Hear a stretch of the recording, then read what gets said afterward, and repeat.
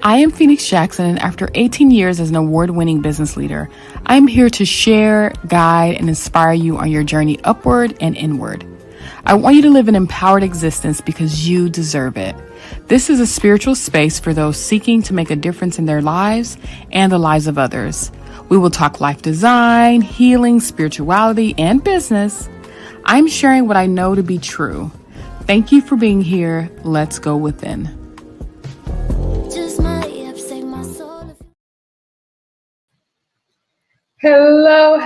Hello. It's Phoenix Jackson, and welcome back to the Phoenix Effect.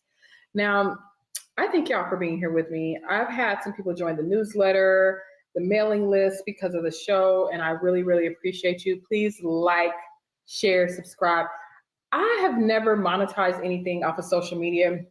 Someone called me an influencer once, and I was like, child, that's so cute that this person called me an influencer because I am not an influencer. There are people out there who are influencers. But when I thought about it, I was like, well, I have done commercials and I have done brand deals before brand deals was a thing. I have been featured on things. I have hosted and done things. And I was like, well, maybe I am an influencer, but I've done way more in business, right? I'm the person the influencers call when they need to make a business decision. Like, I'm the person the influencers call when they needed a consigliere to step in and negotiate some legal stuff, or to figure out what to do with a comms strategy, or to really do an MVP analysis on their business to see if this is a viable product. Like, I've done way more in that. Like 90% of my life has been that. 90% of my life has been pitching people for the media, not being in front of the media myself. But to that point, today's episode is going to be about public relations tips, because I have been a communications executive, publicist, whatever you want to call it, all of the things for actually, like, January 2025 was the 20-year mark. And although we don't do the same things we used to do in the company, and I've merged with another firm and we have our own company that works on some more specific industries of climate tech, fintech, the future of work, and just sort of more humanitarian endeavors, which is work I was doing before too, but we're, merged it and expanding on that. I know that people are struggling with public relations. And because I cannot be everybody's publicist, and because I've had to turn down a lot of business through the years, I decided to create something for the everyday leader and the everyday business person that would help them get to the next level, that would help them get speaking engagements, help them get featured on podcasts, help them get featured on media outlets, help them be featured inside of an incubator or get a grant opportunity.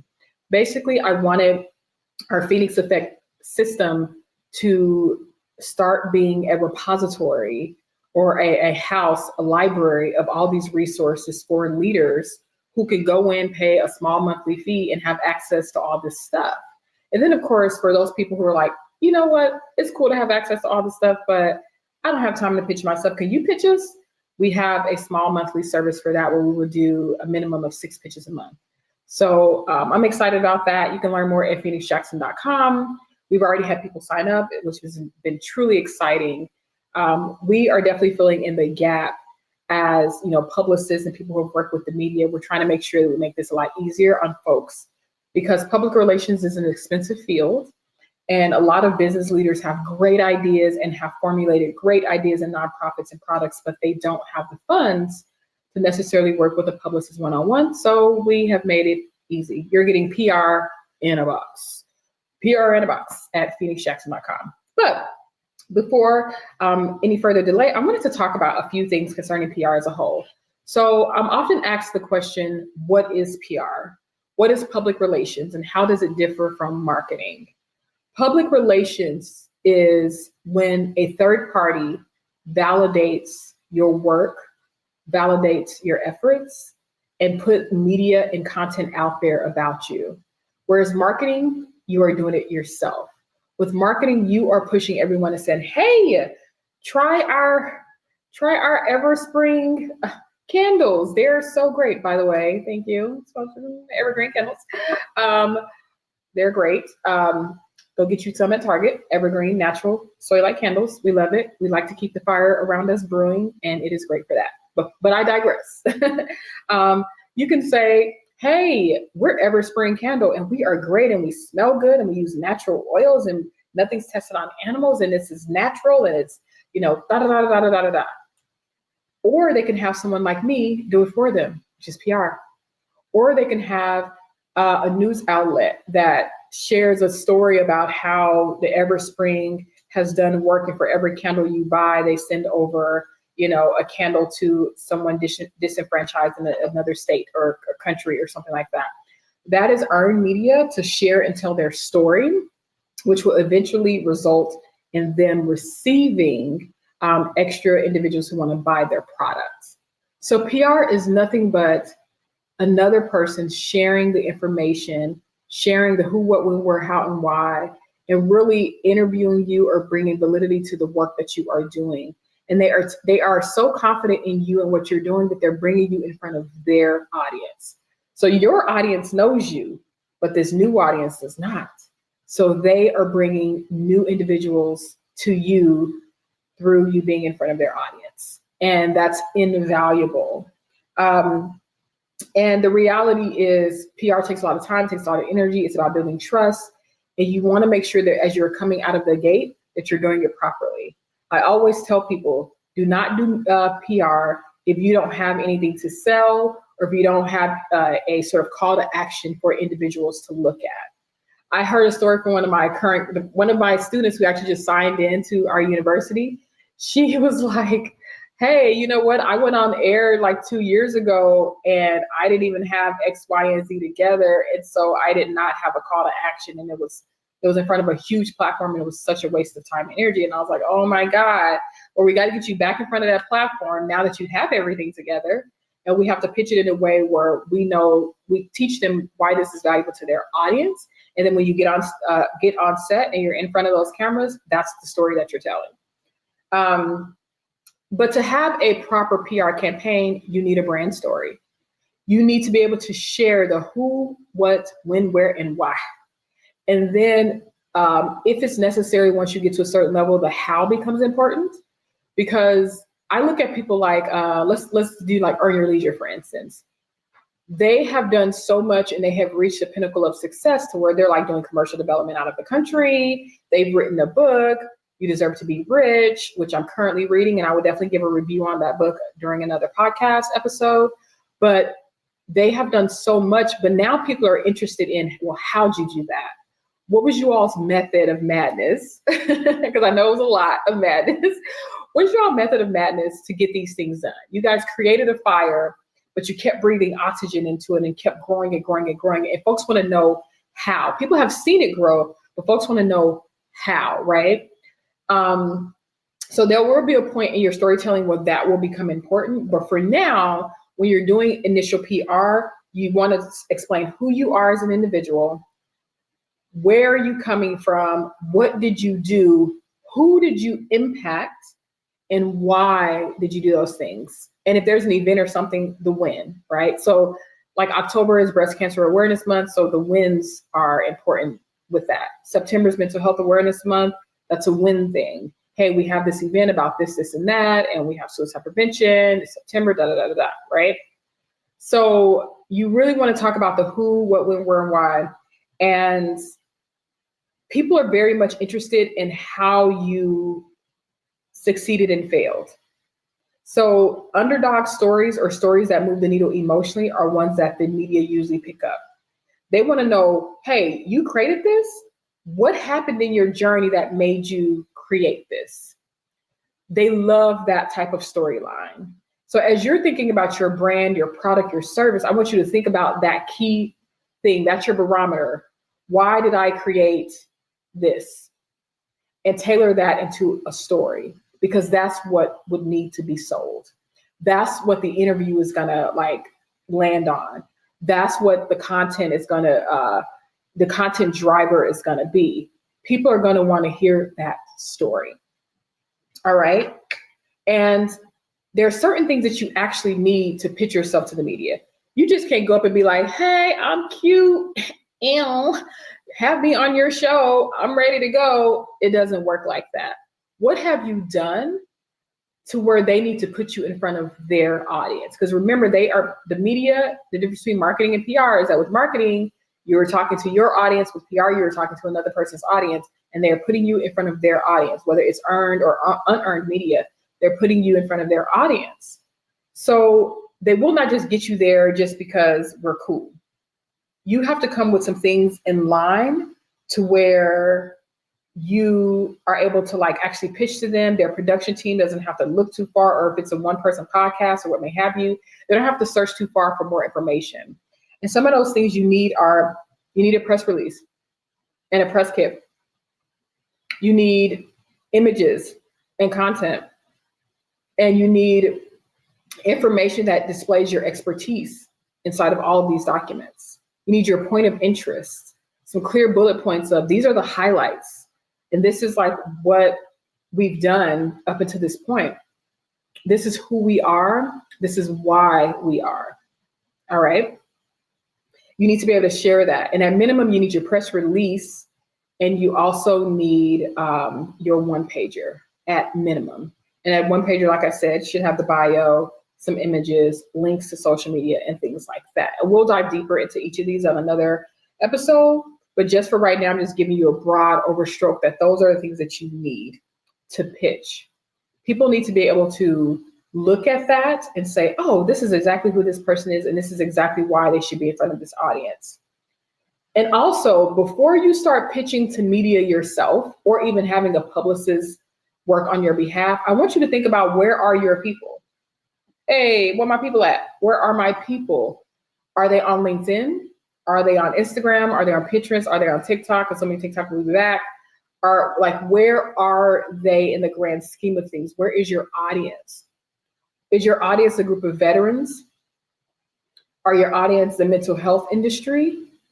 Are you a fellow doctor with a new cutting edge technology, and so you need to be in front of medical professionals? Where are your people? And it doesn't always have to be on social media. Some people are getting laser focused just on social media, and that's not the case. There are conferences, thousands and thousands of conferences, tens and thousands of conferences that happen every year around the globe, where you will have more impact talking to those audiences than you ever would just talking to some general people on social media. And plus, those audiences are very targeted. So if you're a woman in tech, you need to be at the Women in Tech conference in Texas, or you need to be at South by Southwest, or you need to be at Afrotech, right? Like, go where your people are and pitch yourself to be on the stages where your people are. Position yourself as an authority in the field. If you've been doing something for 5 years, you are somebody who's well-versed in it. If you've been doing it for 10 years, I would say that you're an expert. If you've been doing it from 10 plus years and you have success that you can show for what you've done, then you are an authority in your field.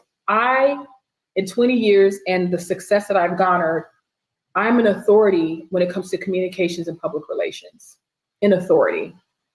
What are you an authority in?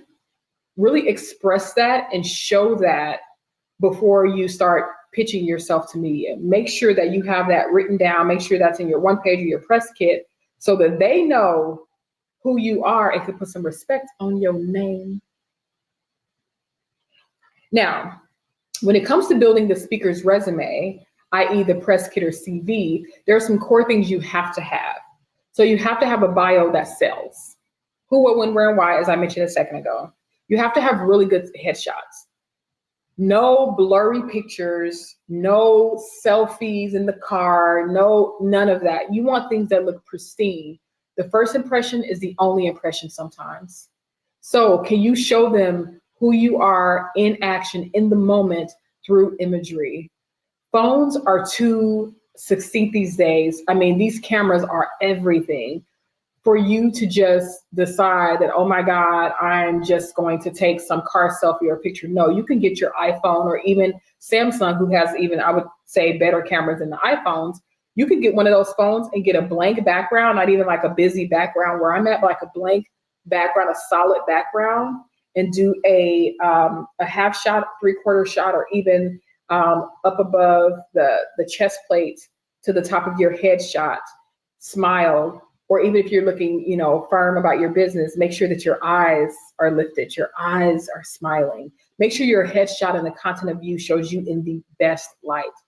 Days are over for the grainy stuff. AI can even make you a headshot if you need it, if you must.